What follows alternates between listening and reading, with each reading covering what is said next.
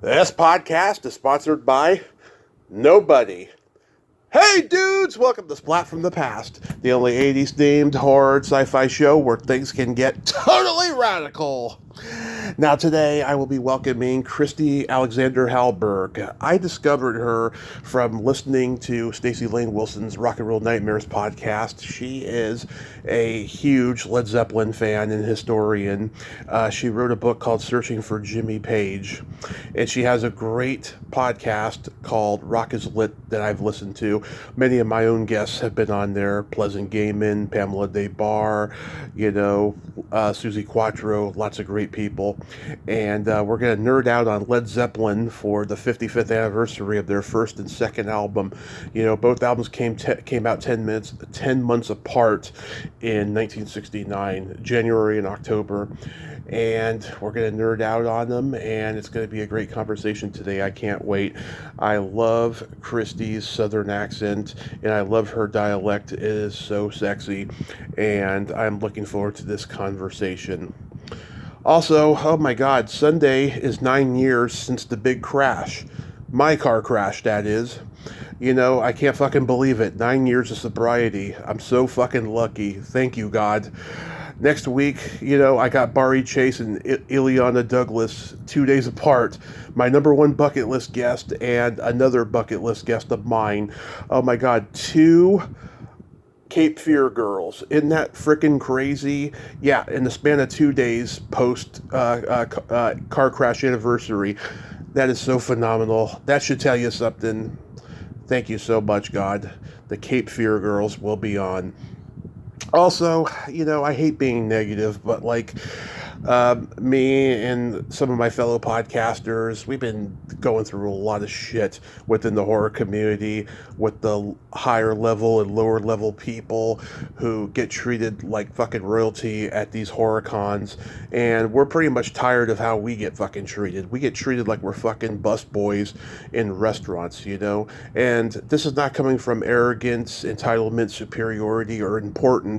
It comes from a place of respect. We're public figures just as much as they are. We should get perks when we go to these cons. It has nothing to do with any of that other shit. We should get, a free autograph if we must.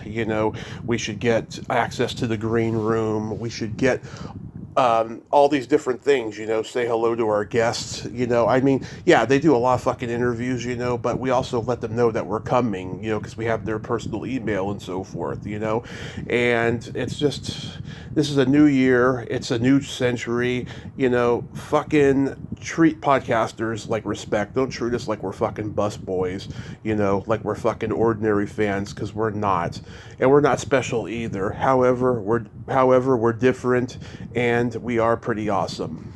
That's all I gotta say about that. So yeah, here is my interview with Christy Alexander Hallberg.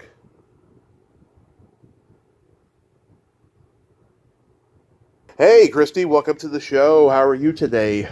I'm good, Tommy. Thanks for having me on. It is 5 o'clock here in North Carolina, so I'm having a glass of wine. Oh, awesome. I just had a little bit of weed. Oh, well, we're going to have a good time. Oh, absolutely. I can't tell you what a great honor this is. Thank you so much for taking the time today. Well, thank you for asking me to come on. Can you hear me okay? I can hear you just fine. Lovely. So, you, of course, are a music historian, author. You've written for publications and so forth. I was brought up to never ask a lady how old she is, but just for generational context, did you grow up in the 70s or 80s? I did. I was born in 69. I just turned 54, so it is totally fine with me for you to ask my age. But yeah, the music that I really love is in the 60s and 70s because I had older siblings.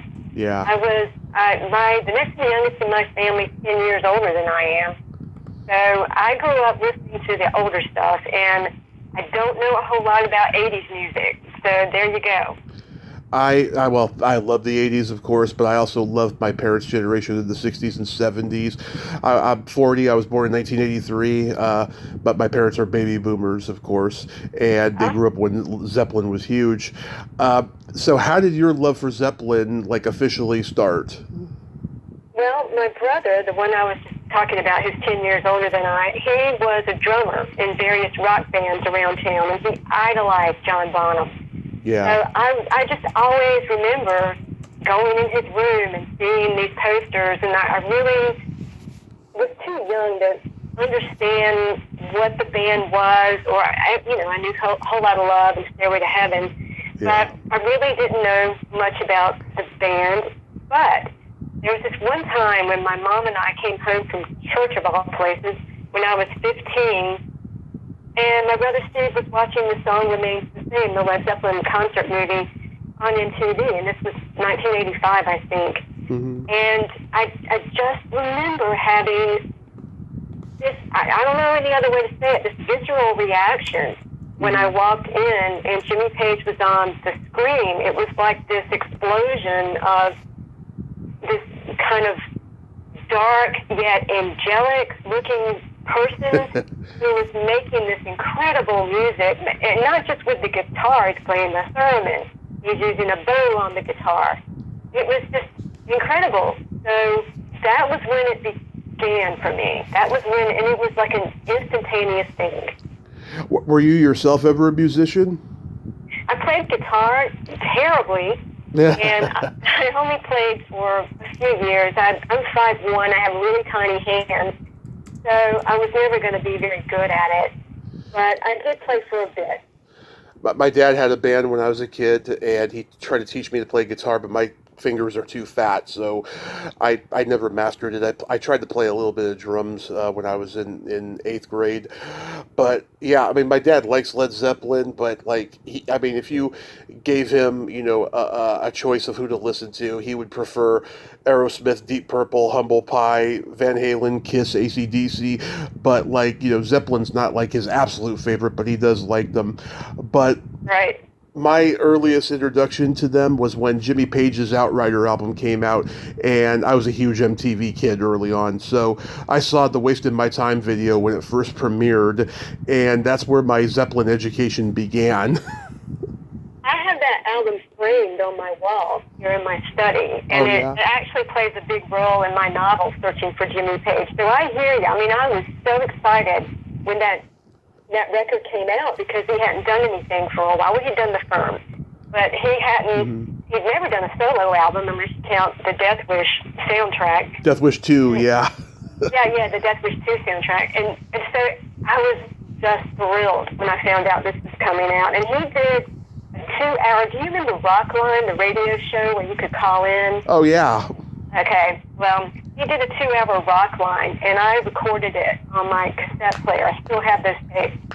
I fucking tried for 2 hours to get through, talk to him, and never could. My mother was, I got so frustrated, my mother even started dialing. She was like, okay, just chill out, and I'll dial. Yeah. But oh well. Yeah, and then I saw Robert Plant's Tall Cool One video, and it's funny, I was thinking the other day, all of Plant's solo albums in the 80s and 90s went top 10 and platinum, yet do you have any familiarity with Plant's other hits besides Tall Cool One and Sea of Love with the Honey Drippers? Because I certainly don't. Oh, yeah, when he did Little by Little, and even earlier than that, Big Log, I'm in the Mood. There's a lot of great songs. I'd have to go on YouTube to listen to the other stuff, but it's not like they get played on the radio constantly, No, right. Oh my God! Do you remember the first album you ever bought with your own money? I do. It was Meet the Beatles when I was 10 years old. I just had this conversation with famous rock photographer Neil Preston. So, you know that? You remember when Queen did? Well, you were a baby, but in 1986 they played Live Aid in '85. But they played Wembley again in '86, and there's this iconic shot of Freddie Mercury kind of leaning back in that yellow jacket, and Neil Preston took that picture. But, just talking a few weeks ago, and that was the first album that he bought, Meet the Beatles, and that was the first album that I bought. That's also framed on my wall. Oh, that's so awesome. Yeah, I mean, I bought Phil Collins' No Jacket Required and Poison's Look What the Cat Dragged Did albums when I was 8. My grandmother gave me birthday money, because I had seen the videos on MTV. How about the first concert? My first concert was Joan Jett and the Blackhearts during her I Love Rock and Roll tour. Oh, that is awesome. I had two first concerts. I went to the county fair and saw Steppenwolf, and John Kay was the only original member, and he was so charismatic. It didn't matter that it wasn't the whole original group. To the middle-aged people there, it did matter, I think. But to me, as a 15-year-old, it was fantastic. And Alice Cooper was my first real huge concert at the Warfield in San Francisco, and oh my God, he is such a showman, I will tell you. Yeah, I've not seen him live, but I can imagine. Yeah, go see him live, but he's 75 now. Go see him live because he is just so meticulous, and he does at least one or two songs from every album he ever recorded, except for those ones that he was fucked up on in the early 80s. Gotcha. Okay. Yeah. So getting into the Led Zeppelin universe, what's your favorite Zeppelin album or albums? Well, the obvious answer is Led Zeppelin 4. It's the meat and potatoes, it's the easy answer, but, every single song is just brilliant. That album is flawless. Mm-hmm. It's a masterpiece. And I really like the song Four Sticks. And a lot of people don't know that song, even casual Led Zeppelin fans. And it's such a great song, so atmospheric, it's got so much imagery, and it's a major motif in my novel, Searching for Jimmy Page. And so that album has definitely got to be my favorite, but I love them all. First, second, and I know we're talking about it's the anniversary for those two albums. I love the third album, mainly because a lot of that album was written at that cottage in Wales called Bronyar, and I've been there before, so that album has extra meaning to me now.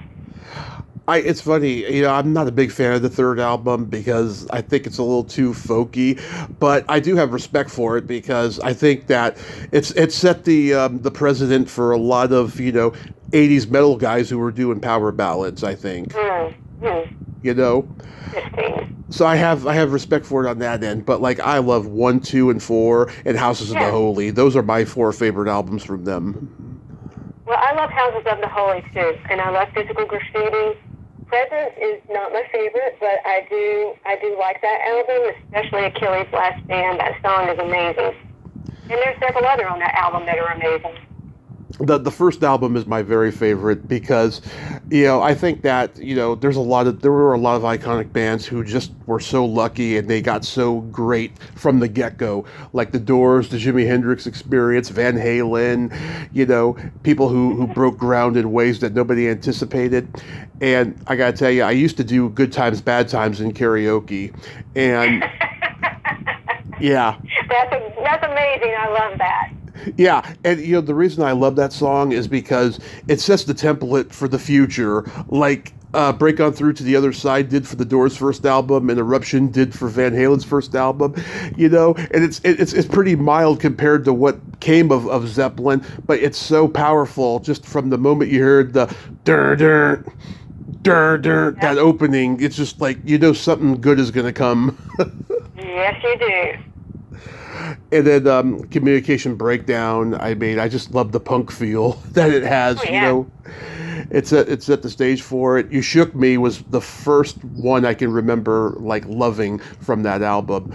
I remember we were cruising in my dad and my uncle's car, and it was announced that Led Zeppelin's You Shook Me was going to be next, right? And I knew You Shook Me All Night Long from AC/DC, so I was confused. But I heard this song and I was like, wow, that is great. It's an old blues standard, Yeah, yeah. You know the story behind How Many More Times? I don't know the story. I know it's an old blues song, but I don't know what you're going to say. Well, okay, the song is 8 minutes long, right? So yeah. In the early pressings of the album, it said it was 3 minutes long. So they would deliberately send that version of the album to the DJs in hopes that they would play the song just to fuck with their heads. And I don't know if they ever succeeded, but I just thought that was hilarious because every band from that time had to do something that went against the system. Everyone, whether it's the Stones on the Ed Sullivan Show, or the Doors on the Ed Sullivan Show. Yeah, this was their thing. Yeah. Cool. Yeah, that is hilarious. Do you think that Led Zeppelin 3, even though it's folk rocky, I mean, even with the songs that do rock on there, like the Immigrant Song and Since I've Been Loving You, do you think it was the least successful at that time because it was so folky? Yeah, absolutely. I mean, it was so different from what they had done before, which is one of the reasons that they did that. And another, I think, is that they did love folky kinds of stuff. Like Jimmy and Robert loved Joni Mitchell, and they loved Crosby, Stills and Nash, and they had like a varied musical taste, and I did too. And I love those artists. I love the folky tunes on that album, and I love that they were willing to go in that direction. And I think that That's the Way and Tangerine are beautiful. I love those songs. So I am partial to that album. Mm-hmm.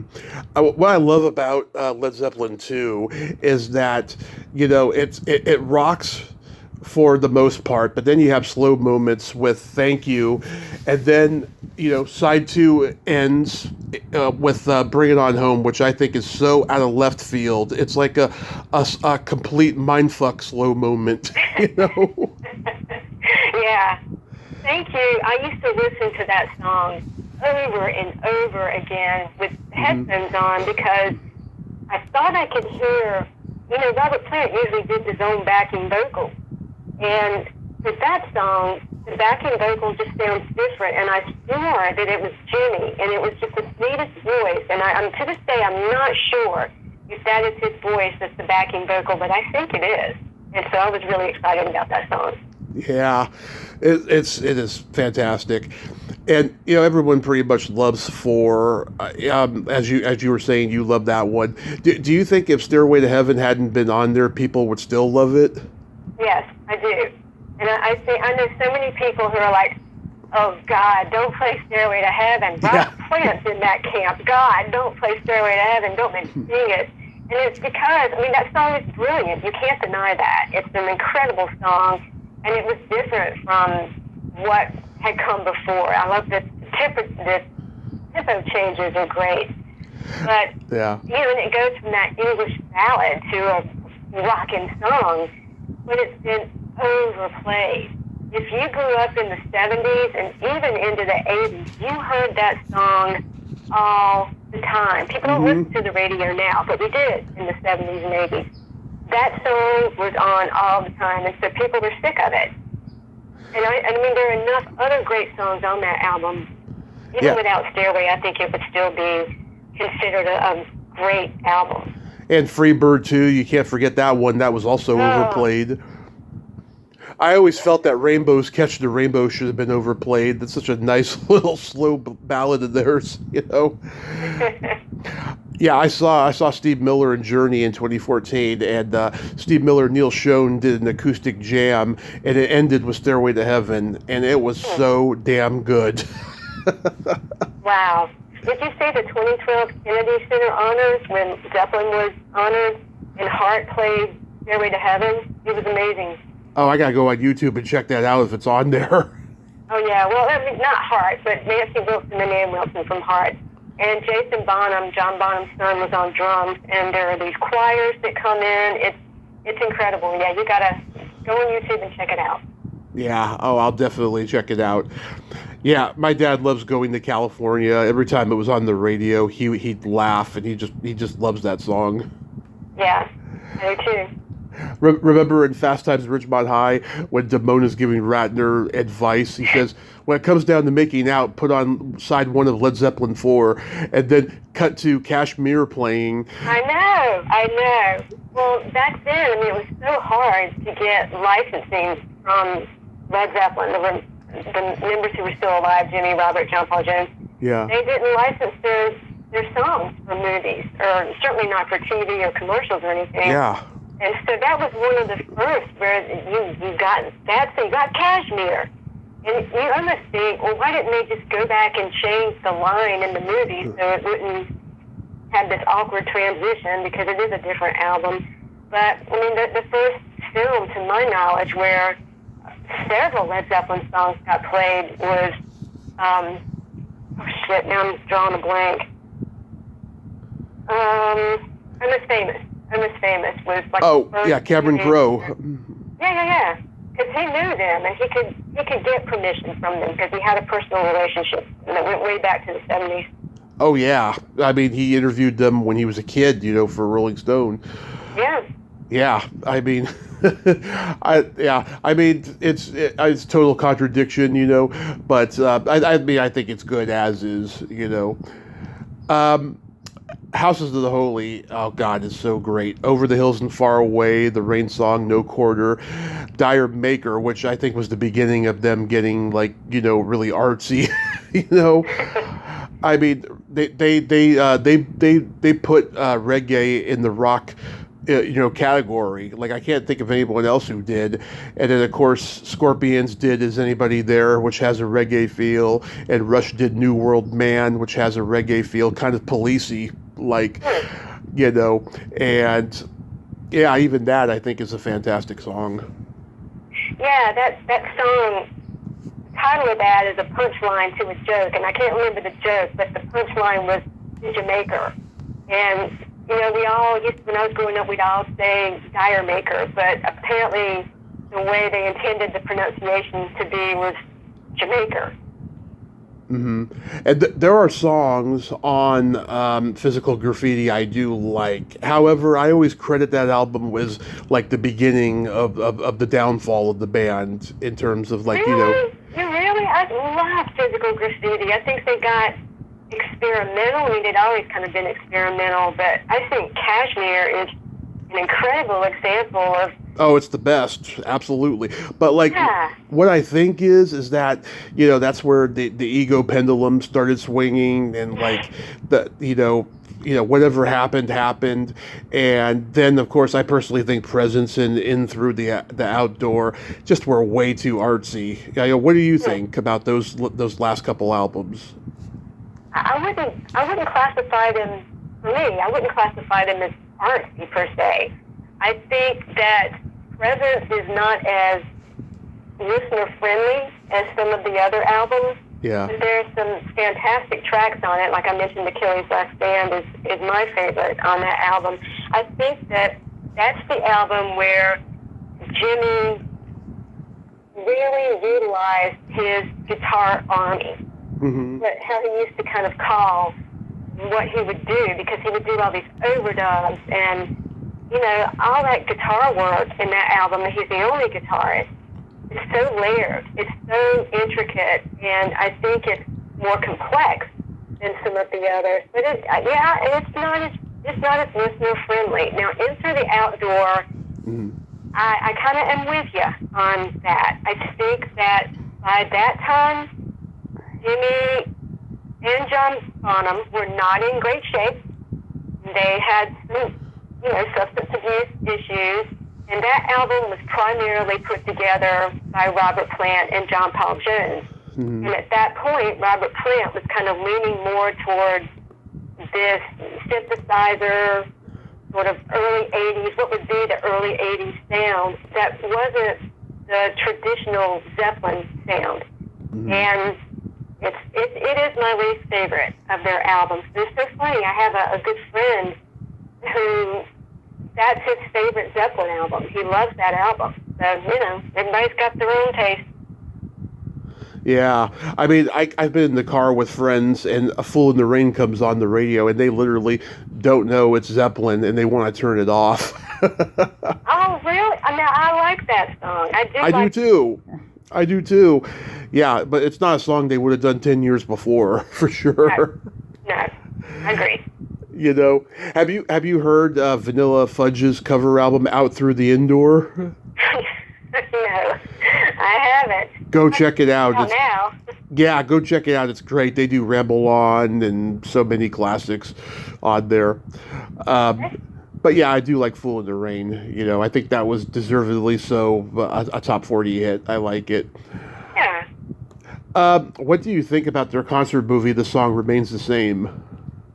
I'm always going to be in the camp of, I love it. Because that's how I got really turned on to them. Like I say, I had a vague idea of who they were before I was 15. But when I came home and saw that movie, and it was interesting, MTV was playing that movie at like noon or something like that.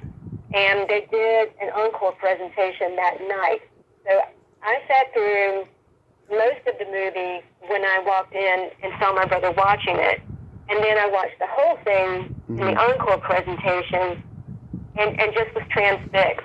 So, I understand that it's not the most sophisticated thing in the world when we're judging it by today's standards. Yeah. But I think, and I also know that the band was tired at that point in '73 when the concert footage was filmed at Madison Square Garden.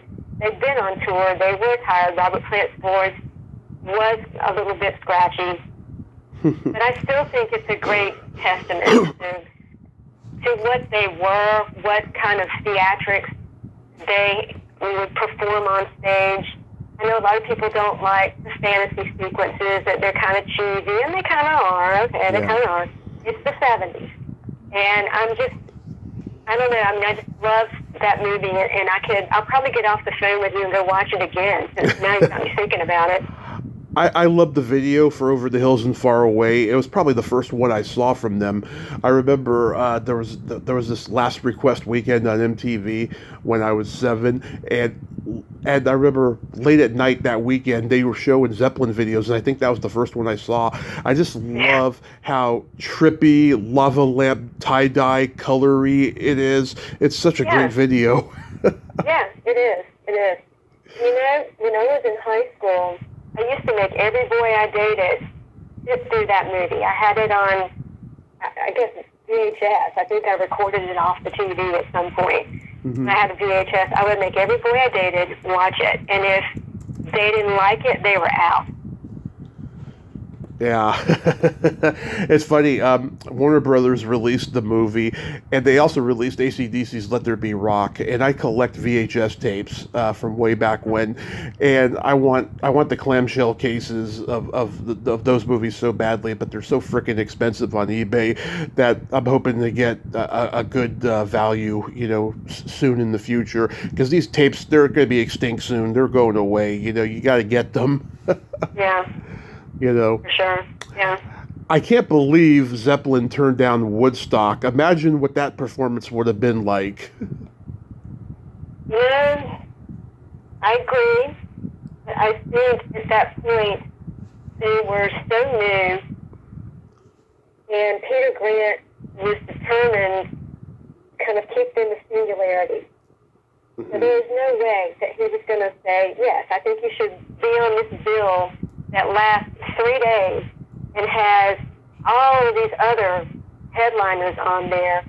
And he kept them off TV too, except for there's some, I think, Danish television appearances they did in the late 60s. He really, I think, cultivated, he and Jimmy Page too, kind of cultivated the mystique surrounding that band. And he was not about to put them in a position where they were going to be second banana. Yeah. Do you know if they did the Isle of Wight festival? No, they didn't. Oh. So they had this kind of like, we're so special kind of thing that they didn't want to do these major concerts? Well, I think all that stuff happened so early in their career. I mean, Woodstock 69, I think the Isle of Wight is too. I think that came after Woodstock. They're still 69. And they hadn't been together all that long. And they formed in 68. First album came out 69, early 69, and then the second later in 69. So I think they were still trying to establish themselves as the monster act that they became. Yeah, they probably thought, we're probably going to be a short-lived super group. We don't know how long we're going to be together, and so let's just, skip it, and then they ended up creating their own empire. Yeah, I don't know if they thought they weren't going to last, but they definitely wanted to create their own empire. But, it would have been amazing for the people at Woodstock who were suffering through the rain and the mud to actually be able to see Led Zeppelin. And I think the guys in the band would have had a good time backstage hanging out with Janis and Jimi Hendrix and The Who and Ravi Shankar and all these people. You know, that would have been cool. Yeah. Do you know anything about this feud that they had with The Who? I don't. I know. Okay, all I know is that I've seen video clips of Pete Townsend making disparaging comments about Led Zeppelin, which really pisses me off. I think that's a classless thing to do. Yeah, but I agree. Done it, Keith Richards has done it, and I love both of those bands. But I have never heard Robert or Jimmy say anything disparaging about The Who or the Stones. Maybe they have, and I haven't heard it, but I haven't. I don't know that they've done that. So I think, you know, the best thing that I can come up with is, on Pete's part, maybe there's a little professional jealousy because Jimmy played on an early Who single. And I don't think Pete wanted him to be there, but Jimmy was a session musician, and the producer was calling the shots and wanted him to play on it. And the song was Can't Explain. So maybe it started there. I don't know. What have you heard?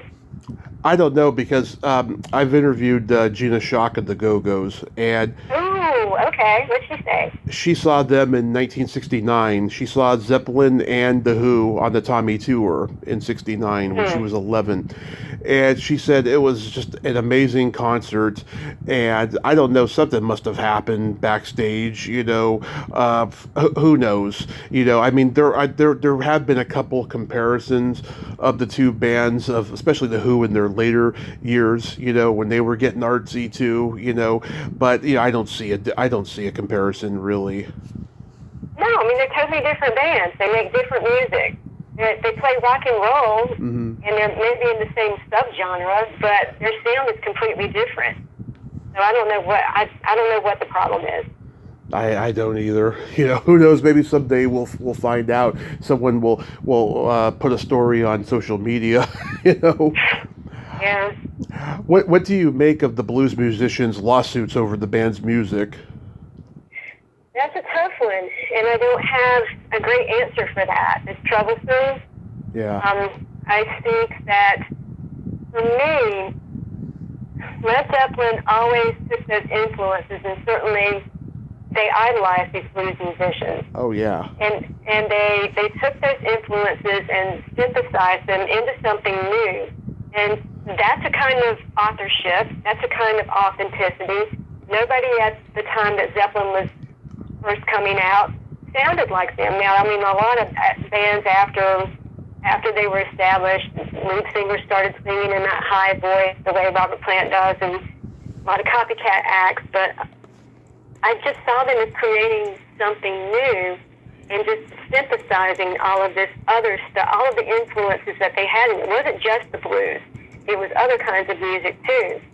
Now, having said that, I also understand that it's hard to ignore the racial dynamics inherent in their borrowing.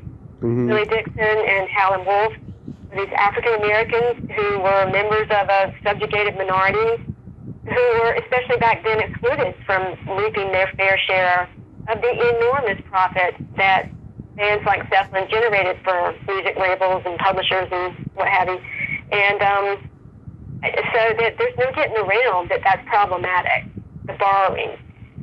You know, there's a whole tradition, not to engage in whataboutism, but the 60s folk revival era routinely covered so-called authorless, traditional, and there's no such thing as an authorless song or story or book. Somebody did it. Somebody came up with it, a version of it. Right. But they routinely covered traditional and blues songs and used lyrical and musical imitation as kind of a badge of pride and to display their knowledge of the style.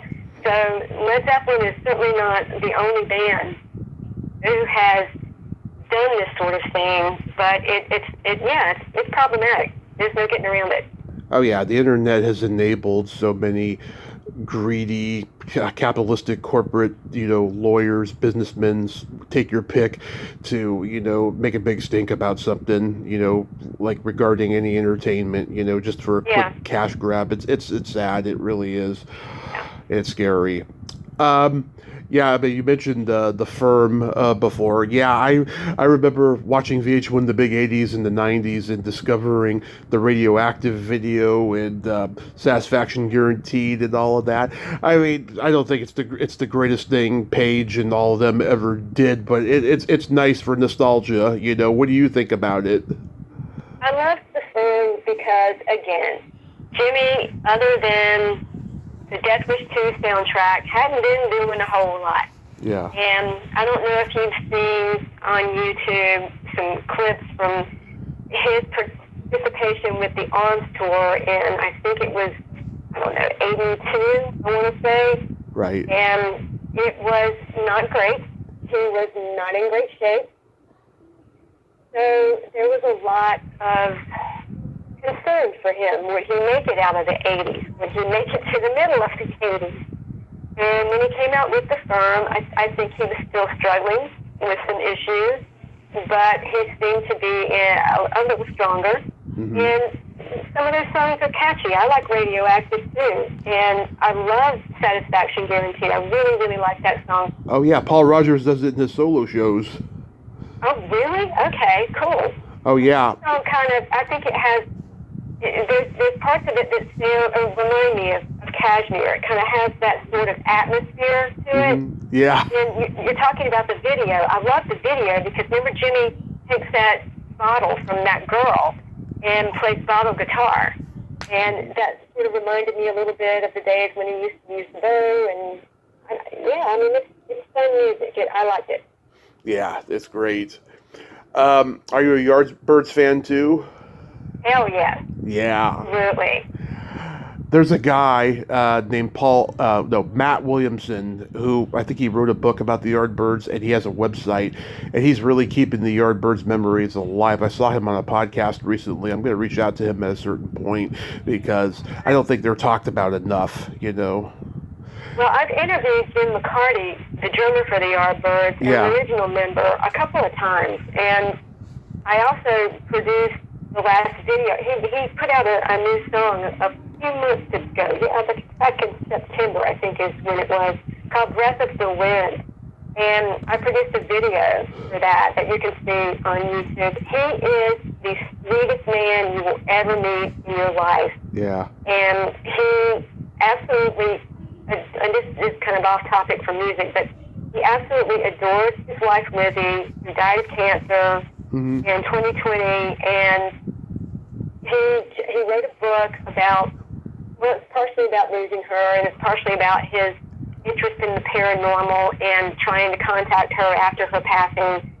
And so we had a lot to talk about because my husband died in 2014 of cancer. I'm sorry. Yeah, thank you. So we kind of bonded the first time we did an interview, and it felt really friendly after that. And his folks approached me about him coming back on the show, and he's just a lovely, lovely man. If you ever get a chance to talk to him, do it. Oh, that's fantastic! Yeah, I also love the other band he was in, Renaissance. Yeah. Yeah. They're a great underrated band as well. A lot of people forgot about them because they didn't get the huge success that a lot of progressive rock bands did, but they're great nevertheless. In the 80s there were a bunch of bands trying to imitate Zeppelin in terms of sound. There was Great White, there was White Snake, which had David Coverdale had been in Deep Purple, and Zebra. I personally think Zebra came the closest to sounding like Zeppelin and stuff. The way the guy hit the high note on "Tell Me What You Want" it sounded very Robert Plant-like. So what do you think about those guys? Okay, you want me to be honest? So much. I thought, you want to go on tour as a cover band. Mm-hmm. Go on tour as a cover band. This is hitting too close to home for me. Mm-hmm. We're talking about the blues artists that Zeppelin covered. They didn't, when Zeppelin covered them, the legalities is a whole different area. Yeah. But the sound, they made it their own. It was completely different. There was a sense of paying homage, and so there being kind of that element to what they were doing. These guys, particularly Great White. What was that song they put out in the 80s? Wait for You, or is that somebody else? Oh, which one? Silent Lucidity, is that it? Oh, that's Queensryche. Oh, shit, yeah, sorry. Yeah, I get all those guys mixed up because they all sound the same to me. And Yeah. I was such a purist in terms of loving the bands that I loved, that anybody who was, I thought, trying to imitate them and not doing it in a creative way. Yeah. I thought, fuck off. Yeah. I love it.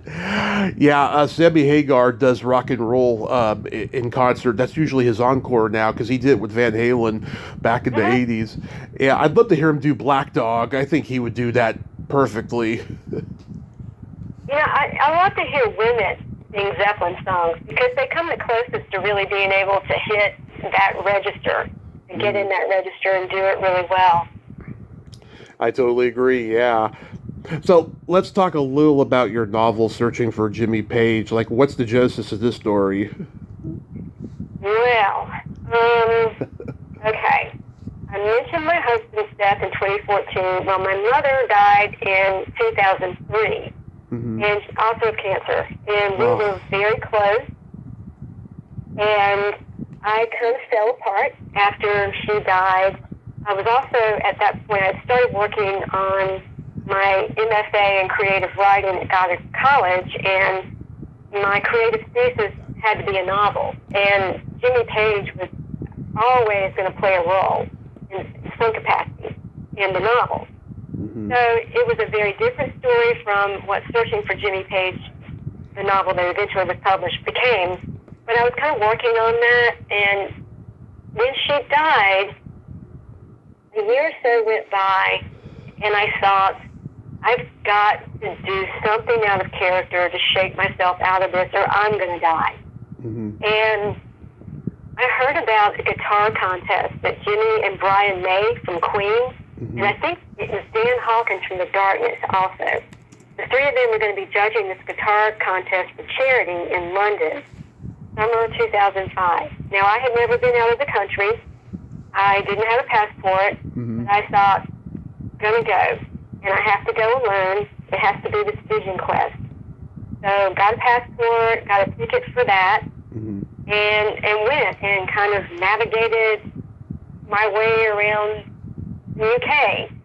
And at that contest, I kept getting close to Jimmy. Like one time we were standing shoulder to shoulder.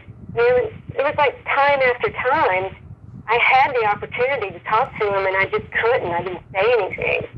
And so finally, when he was leaving, I thought, it's now or never. And I just started running after him down the hall. And I am not groupie-ish. I'm fairly reserved. But, sometimes things have to be done. So I just ran after him, and I caught up with him at the stairway of all places. I guess it was going down to a car park or something. And I screamed, Jimmy, I came all the way from America just to meet you. And the first thing that popped out of my head. And he had bodyguards around him. And he stopped. And he looked at me. And I'll never forget it, because it feels like it was a long time, but it was just seconds. We looked at each other, and he smiled. And he said, I'm sorry. And his bodyguard just kind of urged him on down.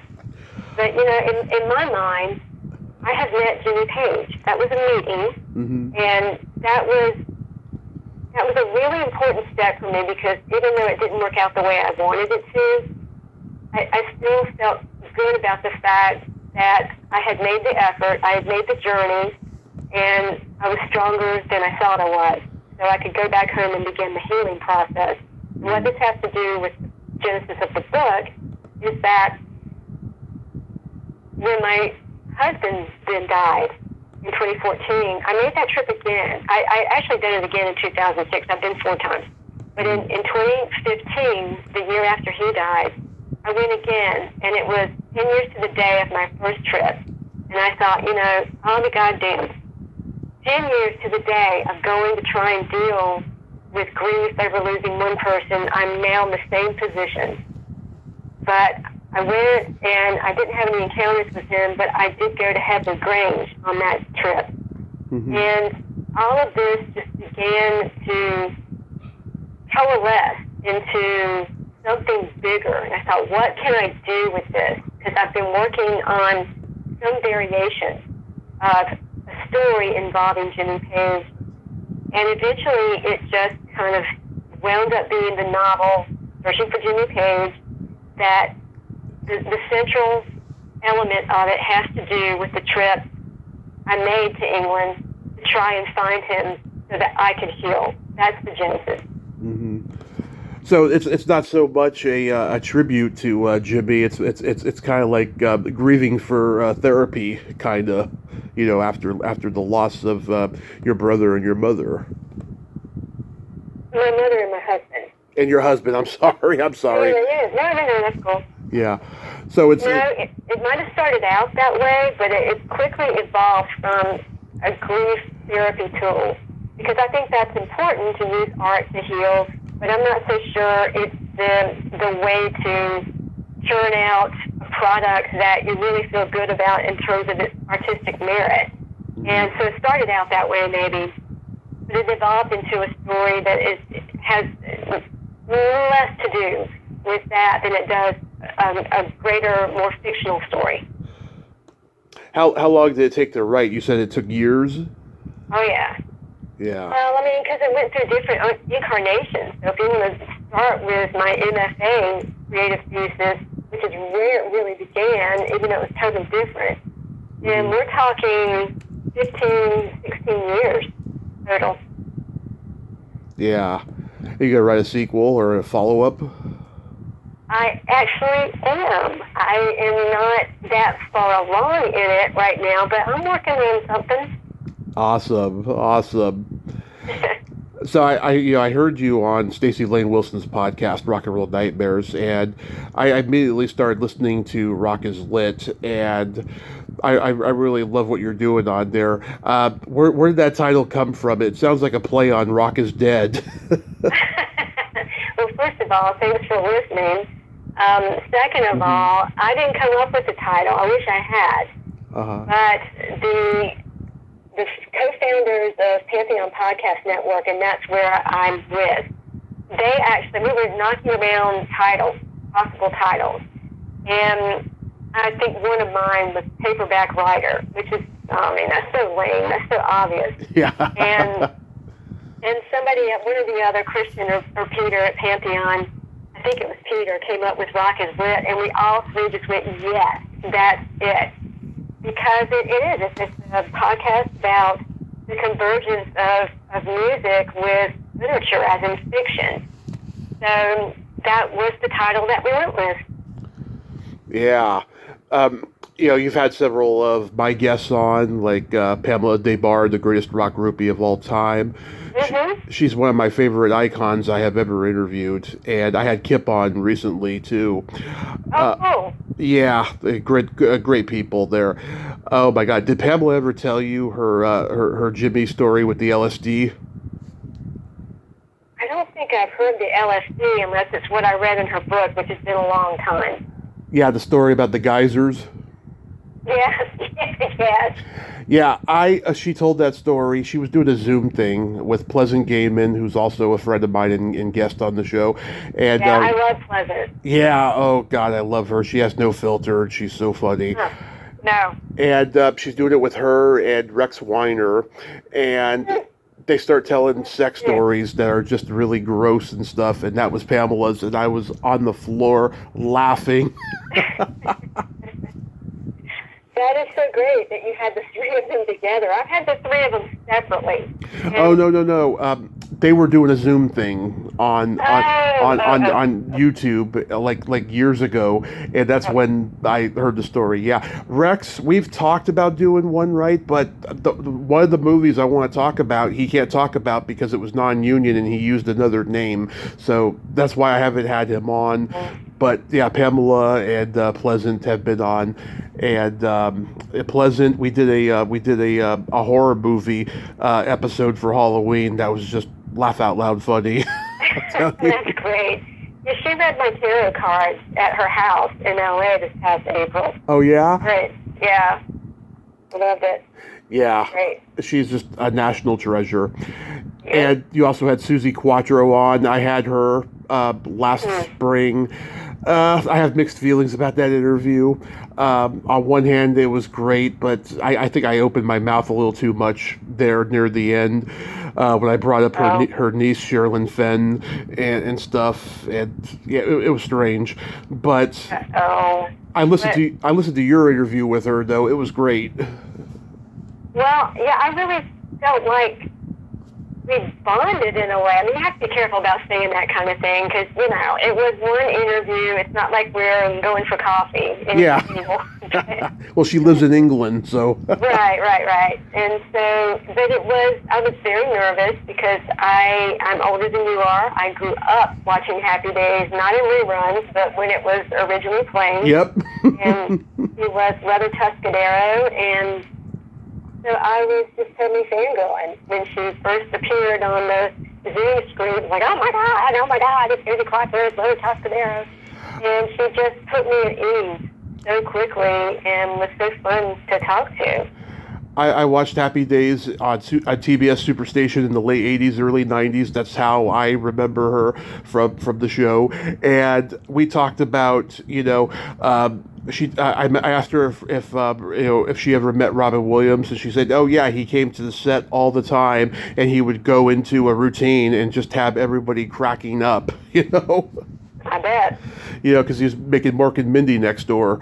And right. I just loved how she gave him kudos. She also gave Alan Merrill kudos because, you know, he died like right when COVID started. Oh, yeah. Yeah, because he's the guy who wrote I Love Rock and Roll. He had the band The Arrows. You also had Lori Kay on. I haven't had her on. I kind of want to reach out to her, but at the same time, every time, all the podcasts that I'm subscribed to on YouTube, they keep having her, and I'm like, God, is she gonna get tired after a while if I get her on, you know, in the future, you know? I think you should try. I think she's very energetic, and she's very excited about her new book, Confessions of a Rock and Roll Name Dropper. Yeah. My life leading up to John Lennon's last interview, and she is in the incredible position of being the last journalist, she was part of the team that went and interviewed him at the Dakota right before, just hours before he was murdered. And she's got some very interesting stories. So I would say go ahead and try and get her on, and I bet she'll be willing. Okay, I'll give it a shot. Do you plan on having more music historians on in the future? Well, I've started to get a little concerned because I've done more nonfiction this season than I ever have before, and I keep thinking, wait a minute, Rock is Lit is a podcast devoted to rock novels, the convergence of fiction and music. And yes, what I do in many episodes in which I feature a rock novel is in the last segment, not all of the episodes, but in many of them. In the last segment, I will bring on a music expert, a music journalist, or what have you, to come on and kind of add real-world context to whatever novel we've been talking about. Mm-hmm. So in that capacity, I've had a lot of people who've written nonfiction on. But in terms of focusing episodes on those folks, I've done more of that in this season than I have before.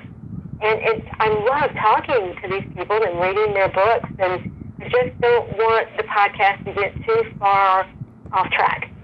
Well, I tell people, if you're going to have historians on, be aware some of them have real big egos because they were failed performers in their early years, and they get really jealous, I will tell you. And there are 3 historians I can tell you not to reach out to that I'll send you an email because I had bad experiences with them. One actually came on the show and the other 2 didn't, but that's a whole other thing. But yeah, just be very careful with the historians. It's crazy. The internet has enabled people to do so many things they couldn't do years ago, and some people need to be regulated. But until that happens, it's not happening now. Dedication for that, I think. Yeah, exactly. But I heard you say on Stacey's podcast you interviewed John Fogerty once. Oh my God, you did listen. Yeah. Wow, yeah, I was 17 years old. See, my dad he was Associate Vice Chancellor of Student Affairs at East Carolina University, which was the university in my hometown. And I actually got my BS and my MA there, and I teach there. Mm-hmm. So what Dad's position enabled him to bring in all of these acts. He was in charge of bringing in all of these acts for the Performing Arts Series, for popular music. And so I would always get to go backstage and meet the artists. Like, that's how I got to meet Joan Jett in my first concert. She was so nice. But for John Fogerty, I was 17, and I was on my high school newspaper staff, and I wanted to interview him. And it wasn't really an interview. His manager came up to me and said, he doesn't have time to do an interview, but you can meet him and you can ask him a couple of questions. So that's really all I got. But he could not, John Fogerty himself, could not have been sweeter. He was just so nice, and this little 17-year-old girl who was crazy about CCR, and probably in 1986 or 7, whatever it was, probably there weren't a lot of 17-year-old kids who were crazy about CCR. So, I don't know, it was a good experience. Yeah, my grandparents lived next door to his brother Dan over in Bernie, California, and a fire broke out when we were visiting them in the summer of 1990, and we had to go stay at the Fogerty house while the fire was being detained nearby. It wasn't next door, but just like around the corner. Wow. And they were so nice to us. They barbecued us hamburgers, and I'm 7 years old. I don't know who Creedence Clearwater Revival is yet, right? Right. And then as soon as I get home, my dad's watching the center field video, and he knows the story of what happened.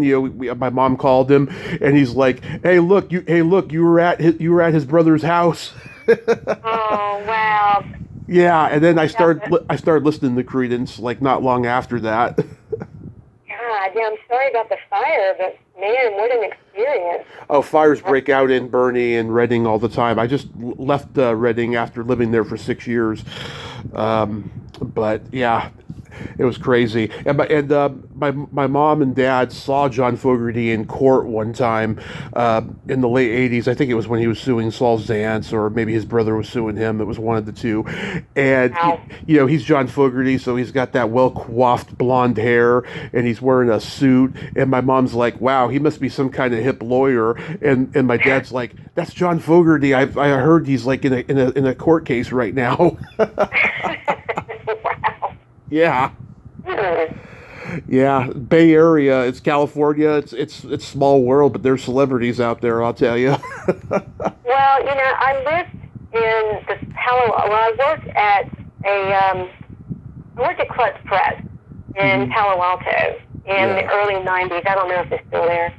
When I was fresh out of college, when I got my undergrad, I jumped on a bus with a guitar. I was still playing at that point. And I thought, I'm just gonna go to California. And I had another brother, not the one who was in the Zeppelin, who was living in Mountain View. And so I went out and stayed with him. I think I stayed with them about a month, and then I found a whole bunch of roommates in Los Altos Hills. But I was working in Palo Alto for this criminal defense attorney before I got the job with Klutz Press.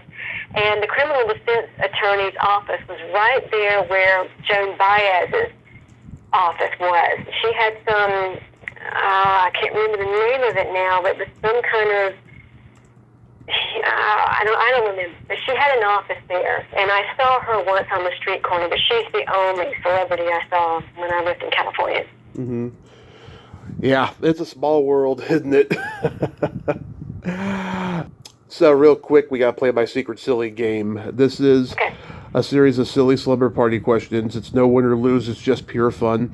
And how the game works is I ask you the question, you answer it, and then you ask me that exact same question, and I answer it. And feel free to comment on the answers because they might be funny. Okay. Christy, All right, go for it. Christy, are you ticklish? I am very ticklish. Tommy, are you ticklish? Yes. If you tickle me without warning, though, I might hit you in the groin. Oh, geez. All right, well, I won't do that. Is your belly button an innie or an outie? It is an innie. Is your belly button an innie or outie? It is also an innie. What color are your toenails painted? Well, it's winter, so I haven't painted them. How about you? Same here. I took my polish off a couple days after New Year's Eve. I had gold sparkles for the New Year's. Oh, nice.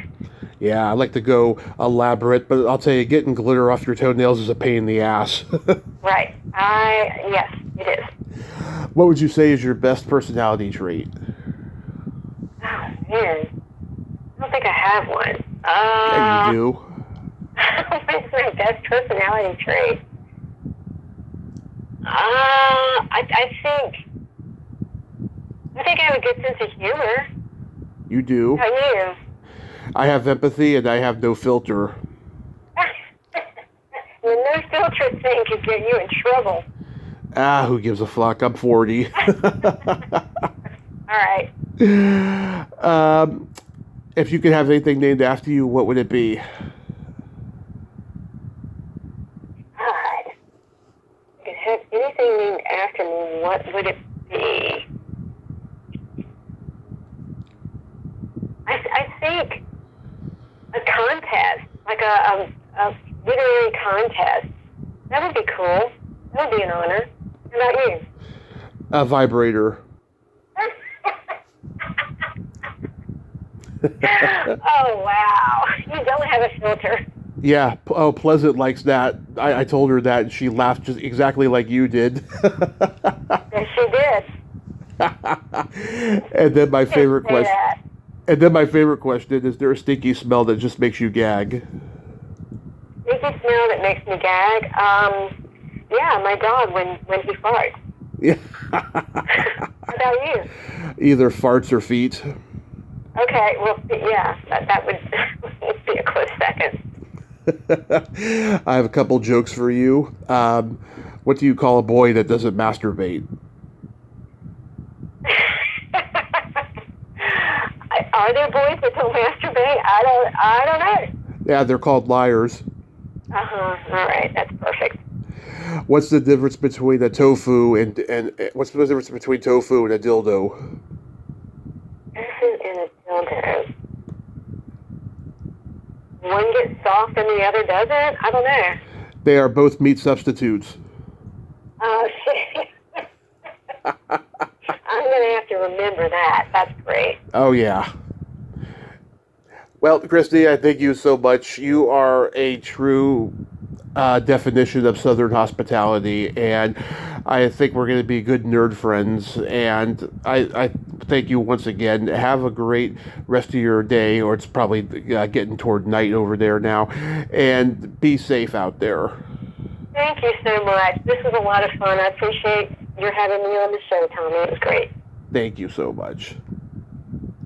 Okay, bye-bye. Bye. Well, there you have it. Christy Alexander Hallberg. Ain't she a sweetheart? Oh, my God. What a true, awesome woman. I am so glad we could have that conversation today about Zeppelin and nerd out like that. I enjoyed talking to her so much. Well, until next time, this is Tommy Throwback Kovac saying there's no shame in living in the past because the present sucks. Later, dudes.